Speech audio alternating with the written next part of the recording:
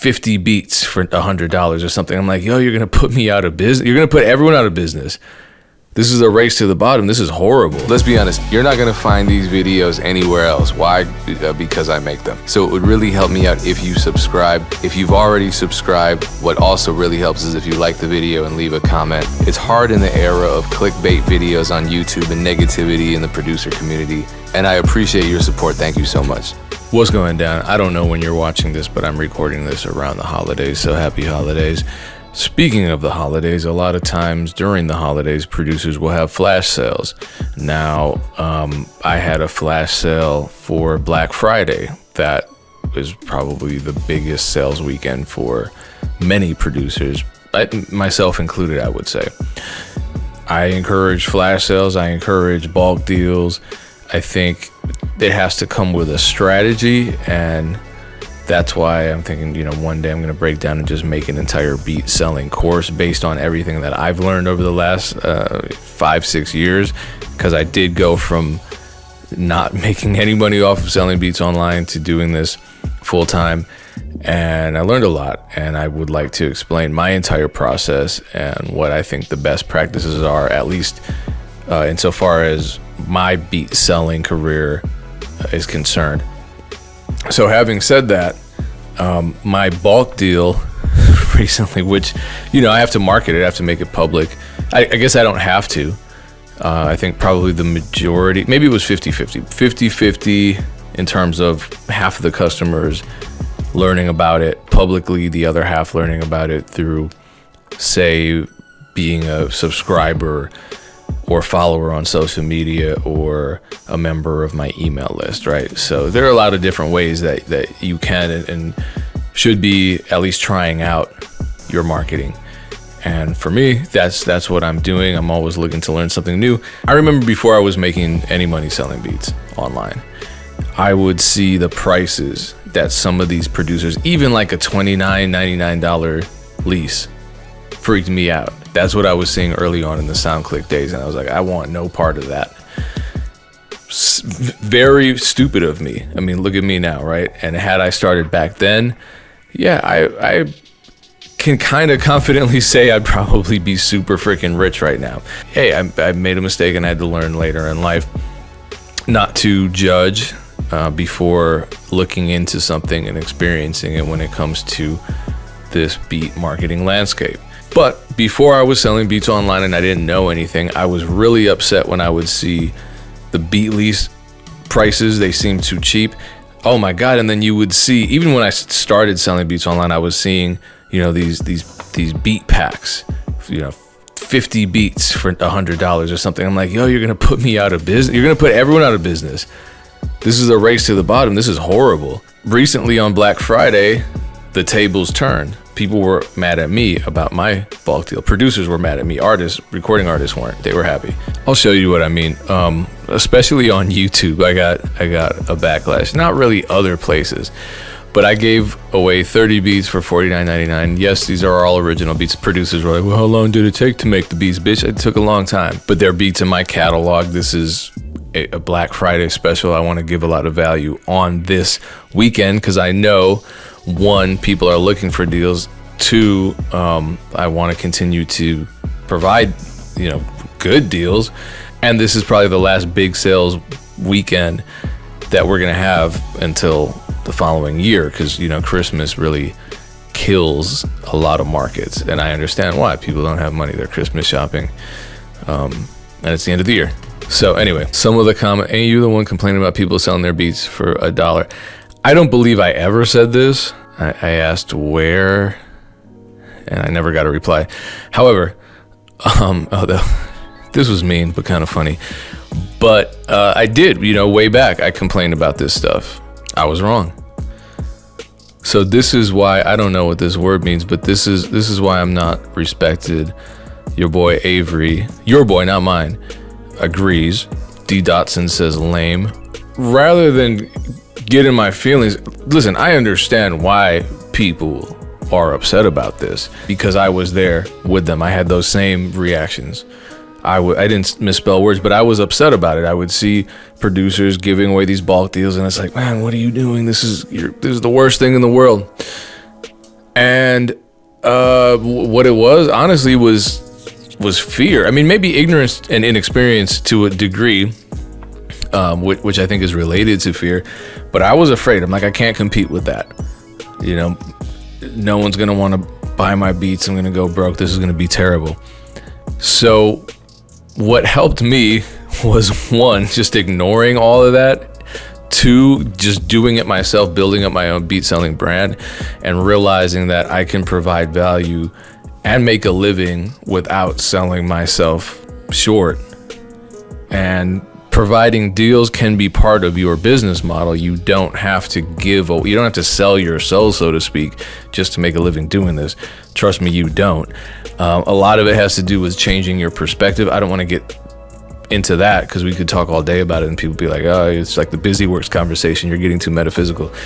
But realistically speaking, you know, producers are, I'll just say it, some producers are millionaires because of $29.99 beat leases. It's hard to explain, I guess, but a lot of producers have a problem, myself included, looking at our beats as products rather than children. You know, like a lot of us treat our art like it's our children, and like we wouldn't sell our kids. So why would we sell our beats like a product? That's why you have a lot of producers talking about, I never sell a beat for less than 10,000. I don't care who the artist is. And it's like, all right, well, you're not going to sell many beats. Certainly not to unsigned artists because they don't have that kind of money. So my mindset had to change. My perspective had to change. I had to actually do this for a while and learn about best practices.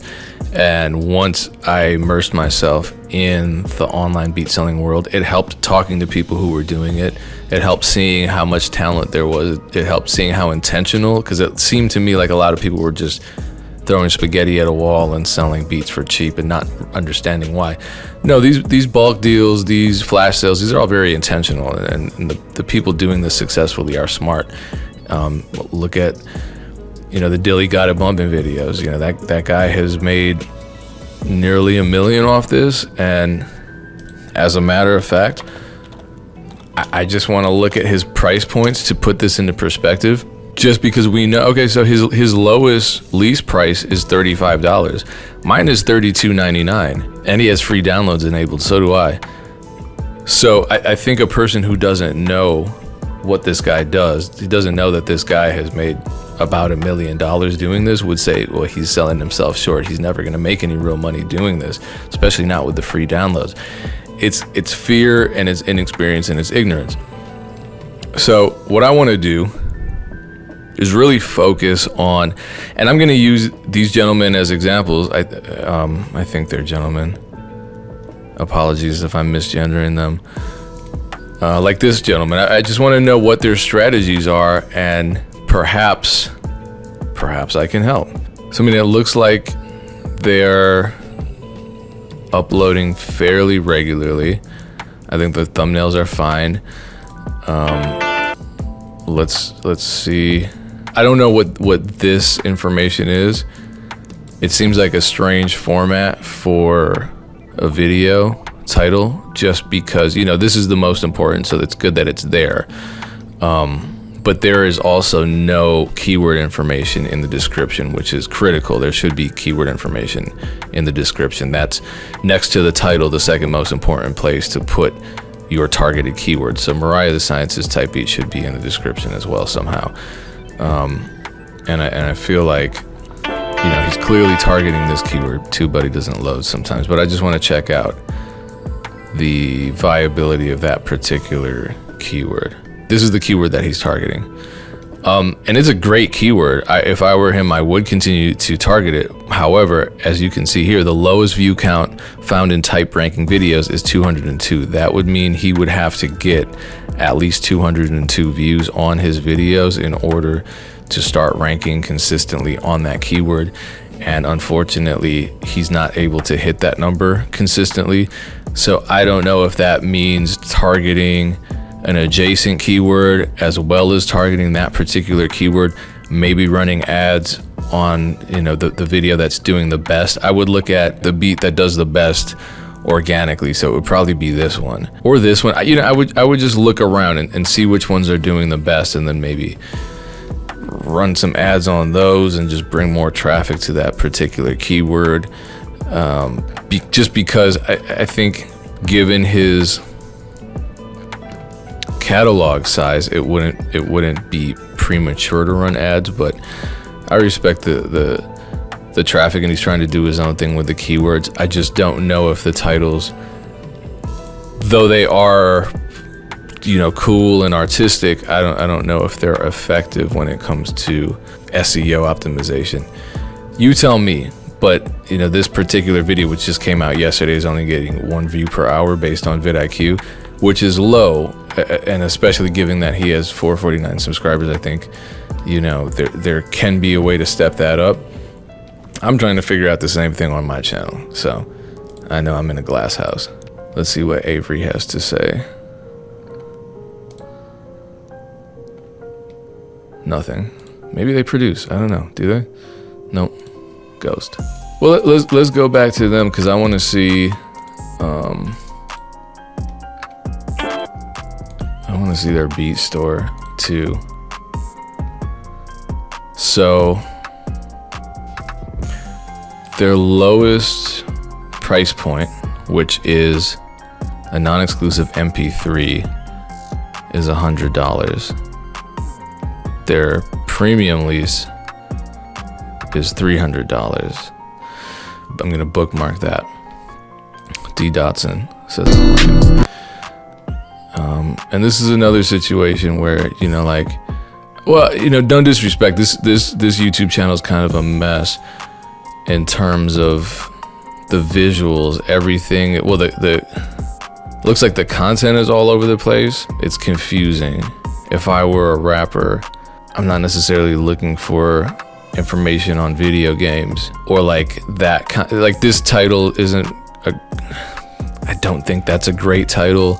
None of the thumbnails are very descriptive in terms of showing you what the content of the video actually is. Some of them are cartoons, some of them are photos, some of them are video stills, some of them are visualizers, some of them are logos, some of them are full screen, some of them are phone screens, some of them are cropped.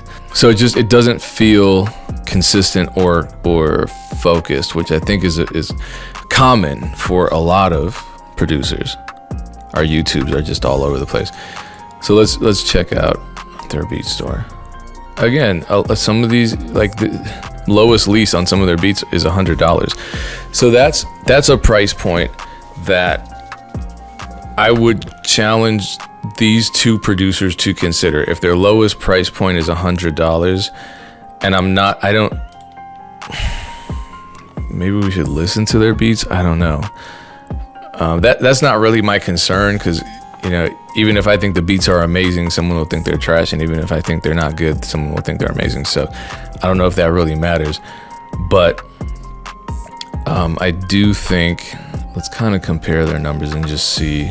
That's interesting. This guy has fewer plays but more followers, and this guy has very few followers and more plays, but this person also has 9 tracks only, whereas this gentleman has nearly 200 tracks, which is honestly, I think ironically, the fact that he has about 200 beats means maybe he does give away bulk deals, but it doesn't look like it. I think this is a great opportunity for a bulk deal, honestly. You know, whether it's buy one, get one, whatever. But the fact of the matter is, I personally feel that he should have more plays given the size of his catalog. My gut instinct is telling me that same for both of these producers. This is why I said I want to bookmark it. That price point is kind of terrifying. For an MP3, $100, that's a lot. I mean, a lot of producers, and I'm not saying go out and sell $300 exclusives. I know people who lease beats for $500. It might work for them. I think their marketing is more intentional, and it's also one of those things where it's like, how much social proof can you provide? How can you prove that the beat is worth $100 for an MP3 lease? I think that's a struggle, especially, and I'm gonna go Back to the Dylan example, obviously he's proven, he has social proof. He's worked with big artists, Rick Ross, Russ, etc. And he's shown you how much money he's making licensing beats, and his price points are a lot smaller.